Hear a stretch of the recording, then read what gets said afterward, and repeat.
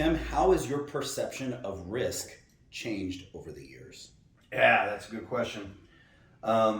We take a lot of risks in our life. We take risks in relationships, we take risks in business, we take risks in investing, we take risks with our physical persona and the things we're willing to do and not do. And I think early on in my life, much like probably all of you, I don't know, that may not be true. A lot of people are very risk averse. I was never very risk averse. I mean, I was 17 years old doing Green Beret training, so I was jumping out of airplanes before I turned 18 years old. So I was pretty risk liking. I like risk, physical risk, and I really didn't see any problem with taking lots of risks. Over the years, I think what's changed maybe is I still like risk. I'm still live in uncertainty. However, I've kind of taken that and said, educated risk might be a better idea, right? Where before there was really no educated risk because I didn't have any education and I hadn't been burned a few times and I hadn't gotten hurt a few times and all of the things that come along with taking risk.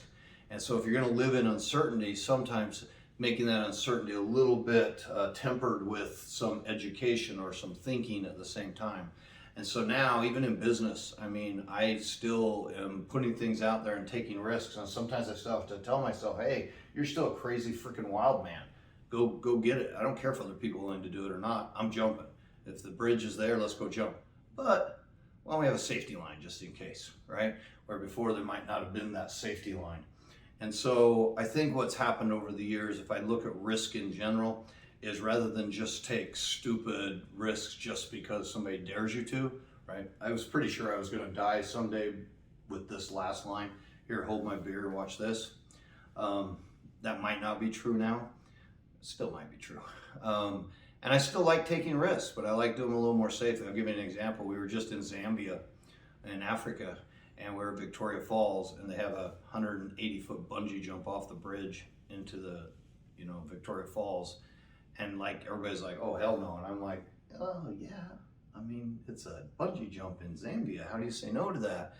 But it is in Zambia, and how safe is the bungee cord? And before I would have never said, but it is Zambia, and how safe is the bungee cord?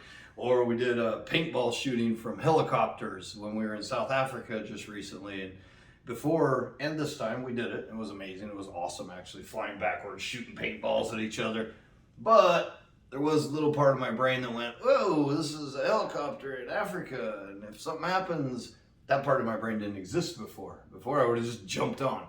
Now I at least take the time to think about, all right, are there some consequences? And I think if I were to give advice, it is most people don't take enough risks.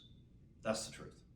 Most people are so scared of failing, I think, that they just don't take risks. And because they don't take risks, they don't succeed. And if you look in my book, Living Every Minute, How to Create a Spectacular Life, there's a study of octogenarians.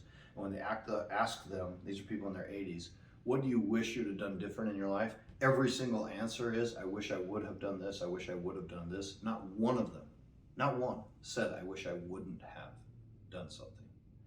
And so my advice is, don't be afraid to fail, take more risks. 2-3 generations from now, nobody's even gonna know you existed. However, I would now temper that a little bit to say, but take calculated risks. Take risks, but also have a backup plan, have a contingency plan, make sure that you're taking calculated risks. Don't be stupid. Don't be the idiot who drives down the road at 90 miles an hour on his motorcycle without his helmet on. That's not risky, that's just retarded. That doesn't make any sense at all, don't do that. So take risks in life. Have an adventuresome life, have a crazy life, have an awesome life, but at the same time, be safe and, do the things that will help you and make you happy and create spectacular for you and your family. That's the answer to the question, brother. I hope that works.